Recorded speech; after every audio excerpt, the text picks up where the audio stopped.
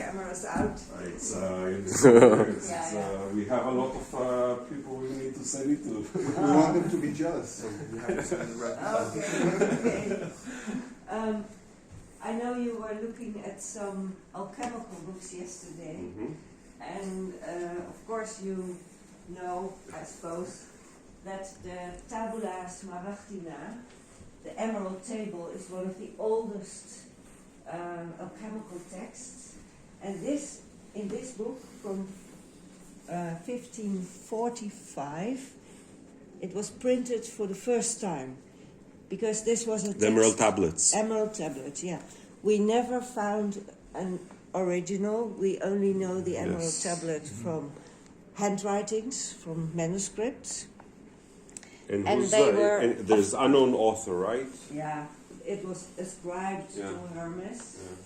But they were, of course, very reluctant to print these alchemical texts.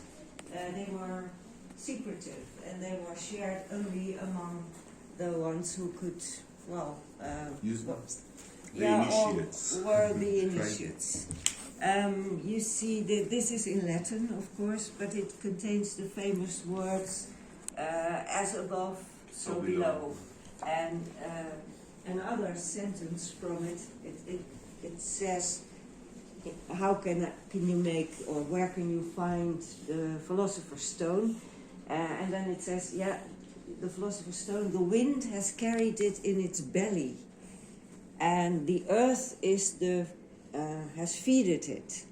And that gives an indication that it is something in nature, and that's why all the alchemists digged for the minerals and the gold and the silver. And that the wind has carried it in its belly. You've seen it in Atalanta Fugiens, but you can see it also here on this wall panel. These are the color ones. Yeah, these were probably used in a study where an alchemist had his whole study with 50 emblems from Meyer. Do you know who drew it? No, we know that it is from Germany because of the style of painting, and Meyer was also German. Is the indication because the style of painting? It's German, but we don't know. It's an anonymous copy, and we haven't traced more of these. Not yet. Dated? No, but the wood and the style would suggest Like that it late is 1600s? early 17th, because Meyer printed his work in 1618, and it was clearly copied after it. This was found in an auction, and only two together and one in another auction. This one, in fact, was once owned by our Princess of Orange, by one of our royal princesses. But we would like to know, where did you find it, and are there more? We are sure that there must have been 50 of them for the whole room. We asked for an expert from the Rijksmuseum to come and have a look to see if, he says, normally if you paint an oil painting on wood, you use very high quality wood, but this is paneling wood.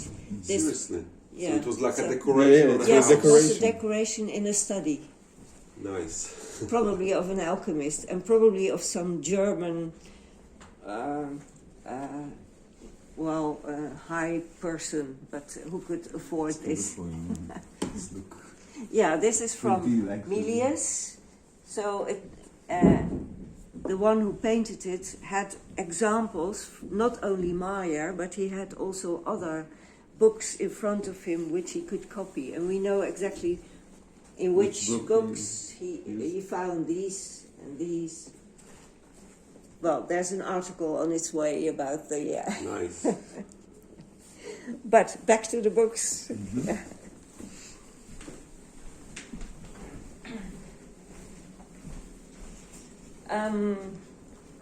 Here you see a picture of Hermes, who was supposed to be the author of the tabula. Take care with Yeah, maybe better yet stand up. It was said that Hermes was found in his grave tomb, sitting with the emerald tables on his knees, with the text on it. So this is more or less the idea of the myth. This is a book from the late 16th century. It's 1582, and it's called Pandora, the Gift of God. And it's an alchemical book with a whole series of illustrations where alchemy is compared to all kinds of biblical truths. Here you see, of course, the birds, but also the, what is it? The three unity of the Father, Son, Yeah, the Holy Trinity. Ghost. Trinity, yeah. But it's interpreted in alchemical senses. Yeah. This is one of the main important texts from alchemy, and it was in manuscript very often. So that's late 1500s. Yes, 1582. And it's German, I assume. It's in German, yeah. Here you see the androgynous. androgynous figure, because they thought you have to reunite all the Unity of the opposites. Yeah, all the opposites. I know That's right. the English terms. Yeah.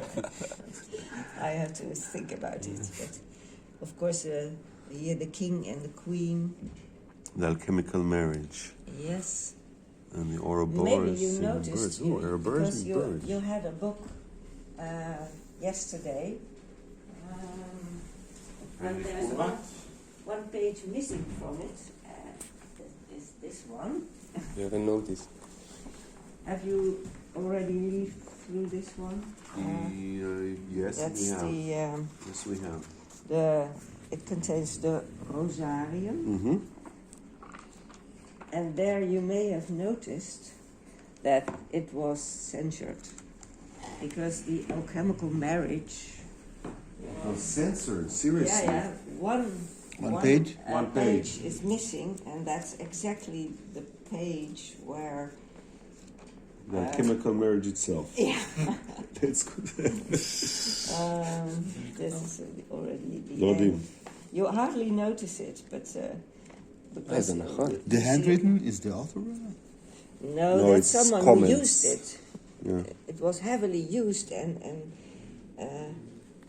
of course they tried to To go through To the go practice. to use it for their practical experiments. The androgen.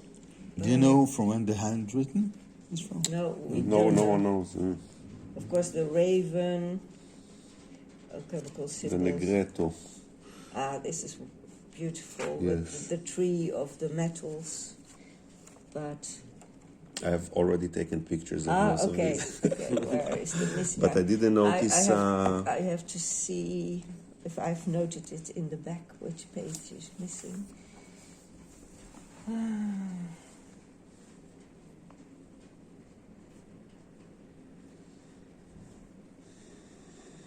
I can't read it here, but there is, of course, this page where the conjunctio, Interesting. and they The communion. cut it out. Interesting. Fixatio. Wow. And you cannot see it because you can't see that they used the scissors. It was very well done. Precise. And that's probably much later when they started to cover up all the statues in the Vatican with leaves. this is also the emerald table, Yes. written on a rock as it originally should have been. This is from Heinrich Kunrad. And here is the text in Latin and the translation in German. But very notable is that he also adds some quotes from the Corpus Hermeticum, from the text that is Ficino translated. genuine, ascribed to Hermes. And that's the philosophical part of his writings. And usually they say, well, the alchemical works have nothing to do with Hermes, with the philosophical corpus. But this author, well, he combines it and he sees connections. And he's in the 1600s, right? It's around 1608, yeah, and maybe you've seen the most famous illustration. I think we went through the book Yeah, okay. yesterday, but there's a lot of Hebrew here. Yeah, that's right. The most- Kabbalah. This is the most famous illustration. Yes. And here is this working together of, let's say, prayer and waiting for divine inspiration, and the practical side with all the instruments for the alchemists, and here the furnace. And in the middle is harmony, shown by the instruments, the musical instruments. That it tells us there has to be harmony, and then you can do this work.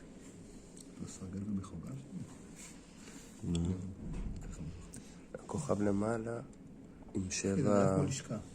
כן, יש פה כוכב עם 7...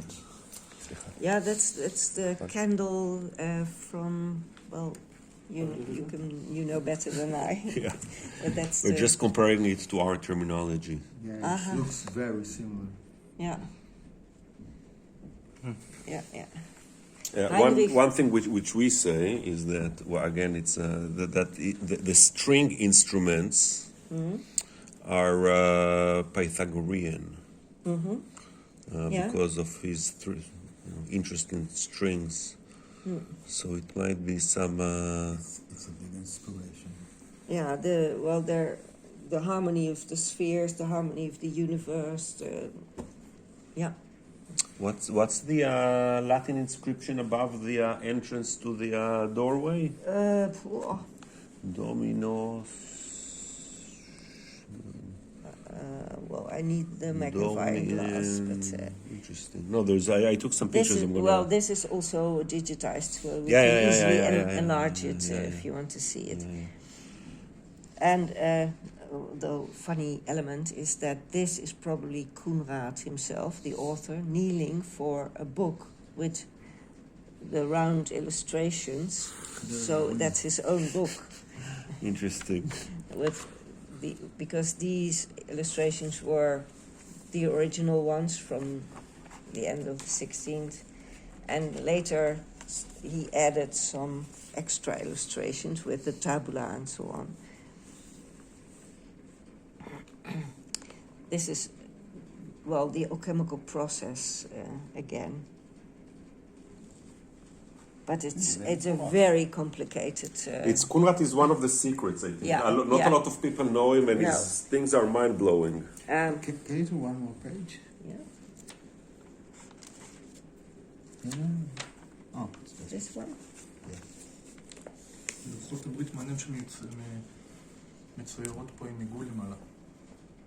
לפי המסורת זה היה ריבוע. הנה, יש להם גם כזה. זה ריבוע. The book with the 7 seals.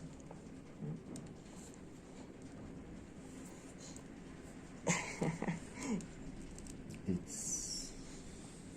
Well, you must explain to me later from which tradition you are speaking. Yeah. Freemasons. Yeah, but Which part? Yeah, there are so many. The different- classic one, the one that's the British one. Oh, really? But our specific lodge was French, like there's continental and Anglo-American. Yeah. So until the 40s, our lodge in Tel Aviv was continental, and then it switched, like all of Israel switched to the British. So, Okay, yeah. so it's something of a mix. I would We're say. looking for the roots of our narrative. And everybody does. אחי, נדבר על זה אחורי, זה עולם שלם.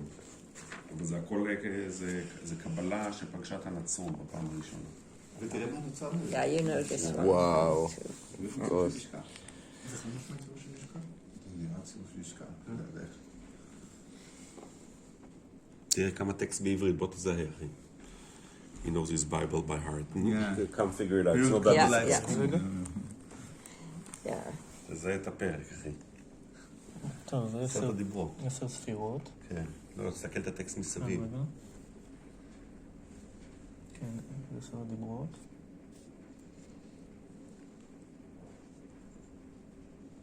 צירופי שם אלוהים, זה 10 גם. אלה השמות אגב שלפי ההלכה אסור למחוק. וסוגי המלאכים שיש תרשישים, אופנים, אבלים חשמליים, שרפים, מלאכים, אלוהים ובית אלוהים. רוצה להסביר לה את זה גם באנגלית? It's more problem and more comfortable for me. it's a very, let's say, He was very personal- knowledgeable. He Yeah, was but very it's knowledgeable. also his personal mix between Kabbalah and Christianity. There's and, no doubt that he knew Kabbalah. yeah, Yes. yeah. Unknown author? No, that's Heinrich Kunrad. Oh. Yeah. Which he was Dutch, I believe, right? No, German. German? And that one is also a very well-known illustration with the light in the dark side, but it's also the alchemical process and, well, the idea of the cosmos. This is, of course, let's say, the alchemist or the magus. מה המשמעות של פיניקס? זה עוף החול. And these illustrations from the 17th century, just as the ones by in Michael Meyer, were made by the same engraver, Matthäus Merian. He knew and he understood a lot about alchemy.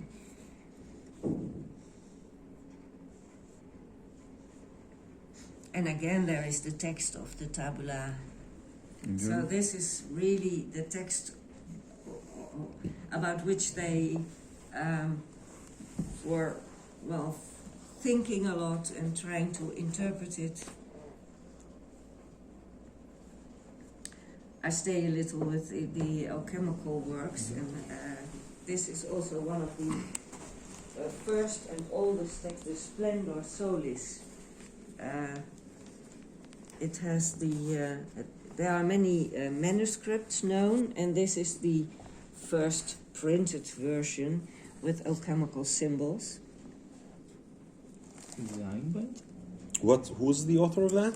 It is an supposed author, Salomo Trismosinus, and he is supposedly the teacher of Paracelsus, but we doubt if he ever existed. So let's say it's again an anonymous alchemical So work. it's 1500s? Yeah. Wow. A little earlier, yeah. Like end of the 1400s? Yeah. Seriously? Yeah. It's one of the oldest alchemical texts. And of course, you find images that you also see in Meyer and in other alchemical works. You have to cut things in pieces and then start remaking it in a better way. So you see very often the king being murdered or put in a bath so that everything will dissolve.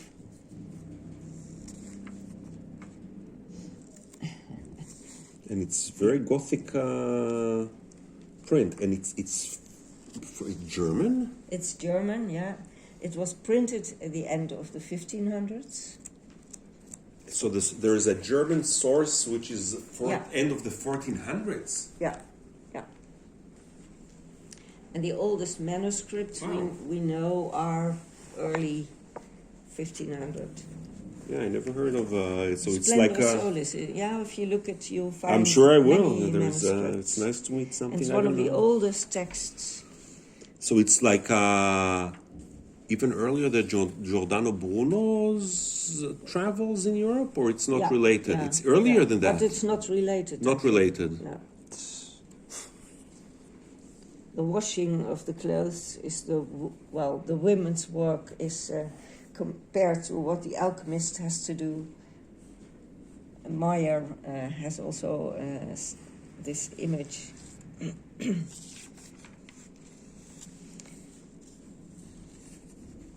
Pilgrim. That's about the end, I think. Yeah. Beautiful. And it's paper or parchment? No, this is paper. Paper? It's printed, but the illustrations are hand-colored. Aurum vellus Yeah, or just so I golden do. fleece. Yes.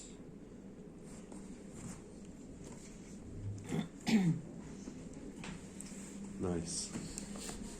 And then, I would like to show you an edition of Hermes, the philosophical works, the Corpus Hermeticum. You were looking at the 1505 yesterday. This is an edition made in Paris in 1512 or 1505. Of course, 2 years here. And it shows that, this text was no longer without danger. Sorry. Yeah, it was beautiful. It was written in France. This was a text by a heathen philosopher. It was not accepted anymore in the church. And we can see that from a little detail here.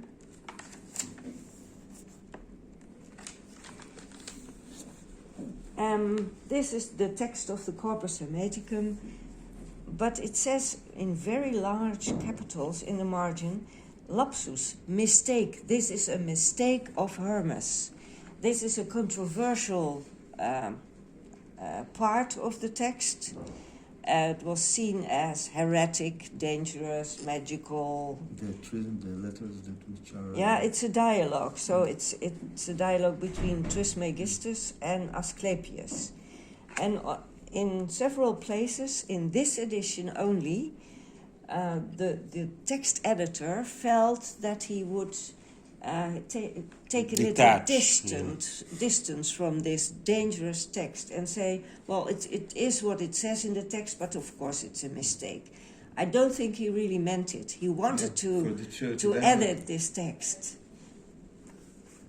And this is, again, Ficino's translation, but edited by a French Editor, I guess. man of the church who met Ficino, Lefebvre d'Etaples. He traveled to Ficino, and Ficino told him about this text, which was not very well known yet in 1505. And Only translated a few years before that, I guess. 50 years before, and the first edition was 1471, Ficino's first edition. And this traveler, Lefebvre d'Etaples, he was looking in monasteries for texts that were spiritual and were based on, let's say, alternative ways to get in touch with God, and he found Hildegard von Bingen, and he printed it for the first time. He found Ramon Lull and Hermes. So he discovered authors that were controversial and never been printed before, and he started printing them. Yeah, but he knew I might have problems if I do this. It was France in the height of the Catholic Church. Yeah. What a good idea. I'm going to show you now an English author, Robert Flood. Yes. And he writes an encyclopedia about both worlds, the higher world and the lower world. You say the macrocosmos and the microcosmos, the world of man and the world of, well, the universe. And he still believes in the worldview of Copernicus, that the Earth is the center, but that's a bit old-fashioned in 1618. But and his work is illustrated again by Matthäus Merian, because Merian understood these ideas. And here is his. Well, you could say his cosmology. You see, everything is connected from the divine world with a chain to an intermediate figure, probably Sophia, Mother Nature, and again to a little ape sitting on the globe.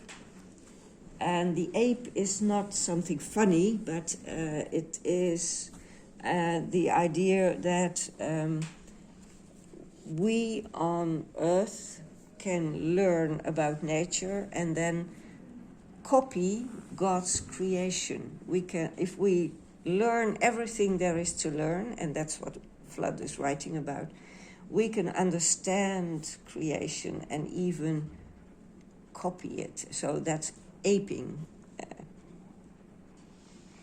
Very nice.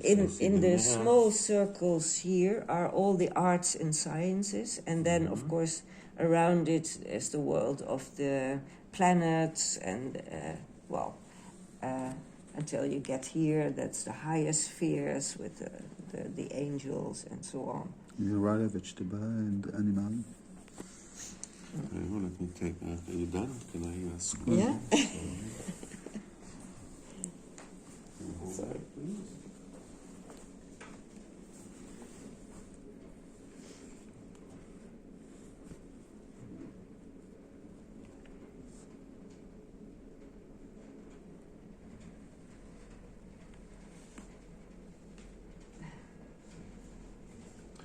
The phone is a very good magnifying glass. Yeah, it certainly is.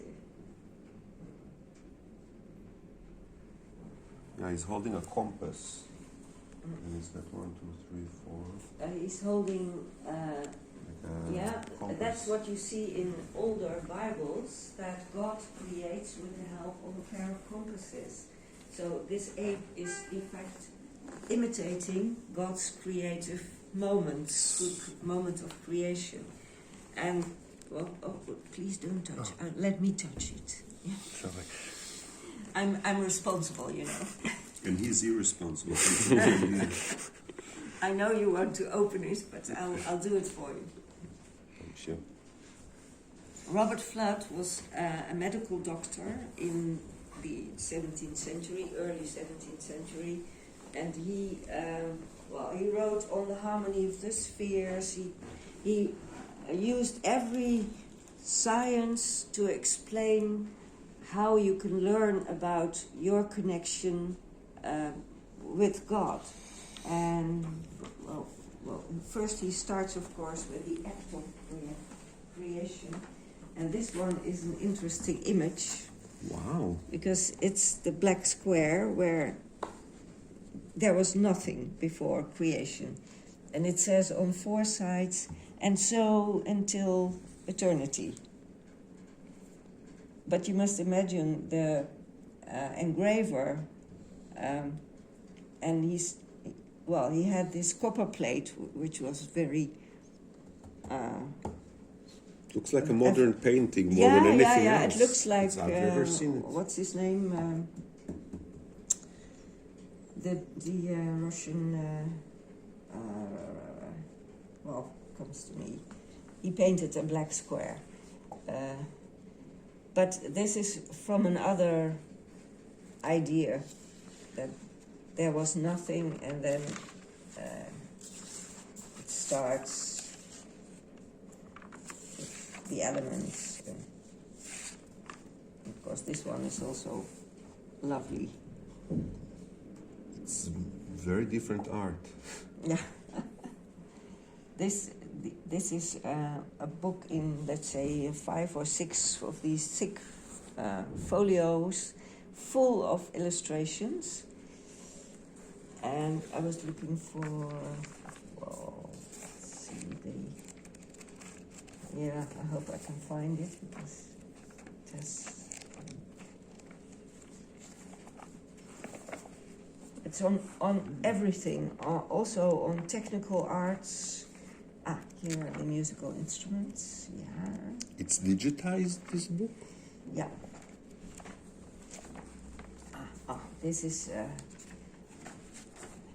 a picture of the harmony. Wow, amazing. And like here an organ is, and all the math. Pythagoras entering the smithy where he heard the different tones, and that gave him Wow, the amazing. idea of the intervals. How do you mention it? The notes. Yeah. Or, And that there was a structure, was not. מה המספרים האלה מסמנים? את המתמטיקה של המוזיקה. זה לא איך שחור הולך? לבן של הדואליות של אולי גם, אבל זה he כאילו, explains זה that- תיאוריה של, it's like music theory. Yeah, but there is an idea behind it. He says אלה תווים. the space between the earth and God is divided in beautiful intervals in sections that you can compare with the music, and that's not coincidence, he says. It's not a coincidence, assuming you're using the Western 8-note system. If you're using a different system, then it doesn't work that Yeah, well. I know, But I know. it's This is only one part, and yes. So he was also like military everything. He architecture said and this kind of thing. we need to understand all the arts and sciences, and then we can understand something about the creation.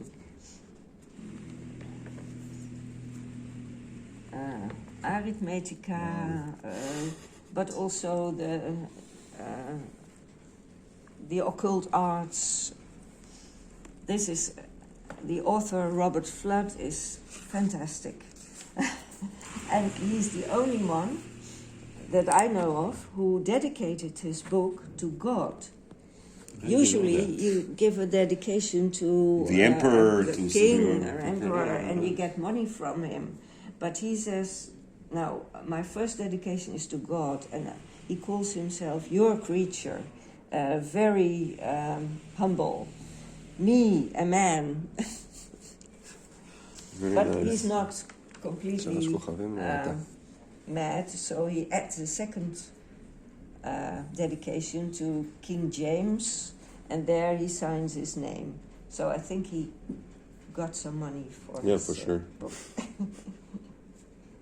And he's like late 1600s, early 1600s, early 1600s. This book is printed in 1618, and that's during his lifetime. Here's the date, MDC 1617.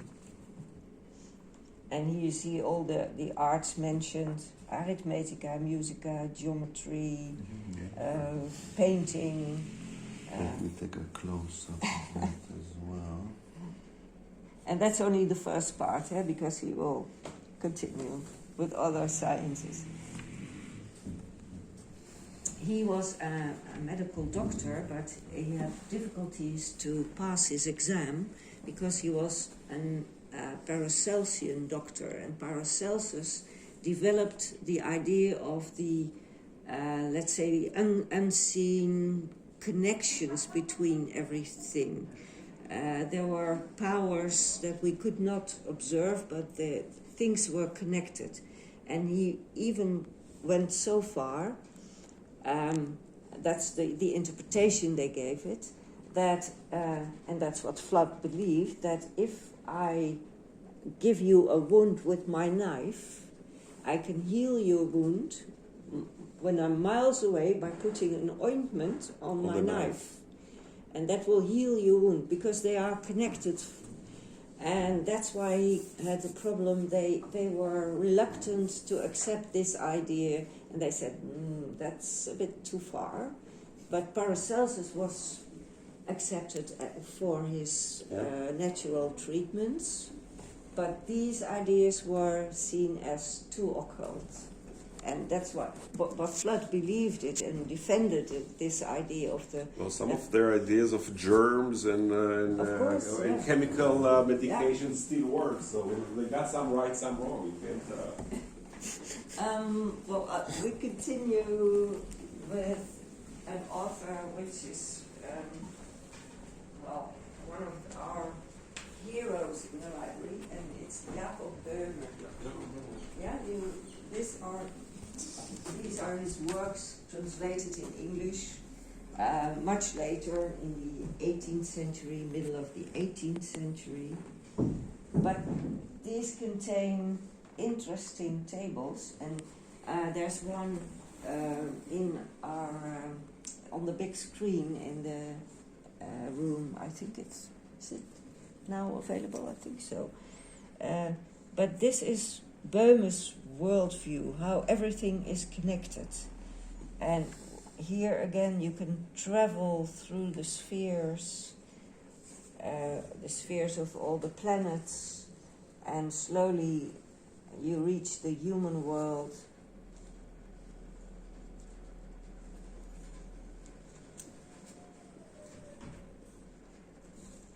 Oh, it's amazing. And here is the idea of Böhmer's three worlds that are connected and also present in every man. The world of the, let's say, the divine, the natural world, and there is a connecting area that connects the divine and the natural world. But it continues and goes further to, let's say, all the elemental basics. And you can already imagine the last one. That's an amazing book. Usually this kind of pop-up books were used in medical works, but this illustrates a philosophical idea of connection.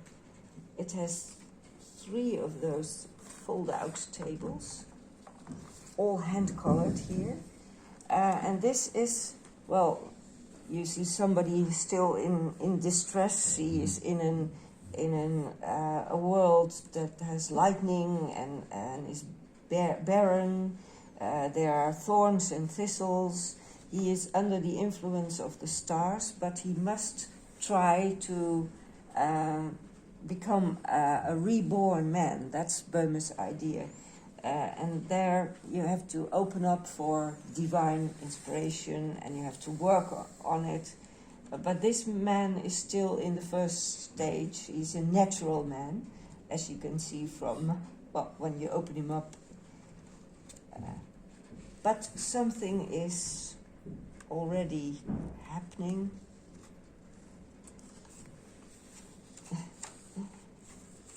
But he's clearly not finished. He's still under the influence of, the starry world.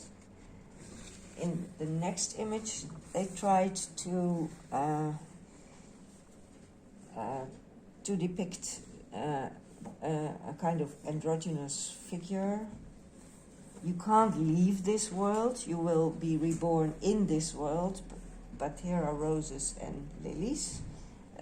That's the symbol for, let's say, the millennium to come. But here again, we can still see Boehmer's idea of 3 works. You cannot destroy this darker world, the world with the devils or where the evil is, because good can only exist if there's also evil. And from this struggle, things happen. That's Boehmer's idea. Very Jungian. Well, Jung Jung read was Boehmer, later, of course. yeah. This is the lower Yeah, world. Jung is documented to read Boehmer? Or it's just the ideas are very similar? I wouldn't be surprised. I'm not sure. It sounds but logical. Jung knew so Oh, he many knew his of alchemy very well. his alchemy, and probably also Boehmer, because Boehmer expressed himself in alchemical terms to make his philosophy clear. You see, we have more parts, and here is also Boehmer's worldview in beautiful illustrations. You can explain every one of them, processes taking place, but I just wanted to give you an impression of maybe a bit more unknown books also. I'll find the names of the books online. This is the so-called William Law edition of Boehmer, the first complete English edition in England in the 18th century. William Law was also a follower of Boehmer. This is again Boehmer's, he calls it Wunderauge, the magical Eye or sphere. mirror? This, in fact, are 2 half bulbs, and where the dark and the light one, and where they touch, where the light and the dark side touch, there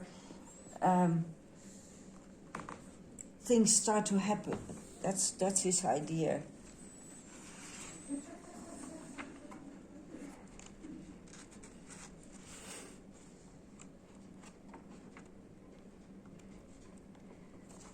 But you know, Boehmer was forbidden to write. He wrote his works around 1600 after he had a vision of how, the whole world was working, and he wrote it in his first book called The Aurora, it was immediately taken. It was only in manuscript, and the manuscript stayed for about 30 years in the Rathaus in City Hall. City Hall in Görlitz, and they said to him, "Well, we won't put you in jail, but you are not allowed to write anymore, and stop thinking. You're not a man of the church, so you can't write about biblical things." But he never stopped writing, and his followers copied his manuscripts. And after his death, his works were published in the Netherlands, first in Amsterdam, because Amsterdam was the city where so many authors I assume it's after House Orange, right? It's like 1680s, 70. Yeah. Okay. Yeah, Before that, it was not a good idea either, I think. No. Well, around... It was under the Inquisition, I assume, before that. Yeah, so, but even during the days of the Inquisition, books in the Netherlands were printed that were forbidden, but they were printed. Seriously? And, well, in the Netherlands, we had 2 different authorities. Let's say the church, the Reformed Church, and they were against all these heretic books, and we had the city authorities. And, well, only when the people of the church were very serious in their complaints and went over and over again to the people of the city and say, this man is dangerous or this book is dangerous, then they came into action. Okay. But But they tolerated it. Yeah, that's the toleration that was we can feel famous it. for Yeah, Amsterdam. still is. Well, And these are, I believe, the late Mr. Rittman had copies of Jacob Böhme. not the late, he's still... He's still alive? Yeah. He came by yesterday. Are you serious? What? Yeah. How old is he, if I may ask? He's 80. Okay. But he's... So he started early on with his collection. Yeah, he started when he was 16. 16. Yeah, then he... That's early. Yes. His mother gave him the first book by Jacob Böhme for his birthday, and then he realized... מה השנים שיעקב ברמן חי? יעקב בומה? 118. I want to show you one book. It's in Latin, and it's well, as a text we are not so interested now. It's the letters of Paul, the one of the apostles, also edited by the same person who did the Corpus Hermeticum. And the strange thing is, in this copy, that it was censored. These pieces of paper Attached on top of it. are glued over it in the commentary part. So, of course, the Bible part is not censored, but the part where this Lefebvre gave his commentary on Paul are censored. The commentary was probably too mystical, too, dangerous. And we know that there is an index, like the index of Rome of forbidden books, there's also an index of books to be censored. And this book is on that list, but only with a few lines. And here, much more is censored. Oh. So it depended... Somebody got excited. Yeah, it depended where this book was, in which library. So if it was in Amsterdam, it would have probably not even been censored at all. In another library, maybe they did exactly what the church said. But this was heavily censored, more than... But you see, they never used white paper because that was too valuable. They used Old paper. All the books. Yeah, old books.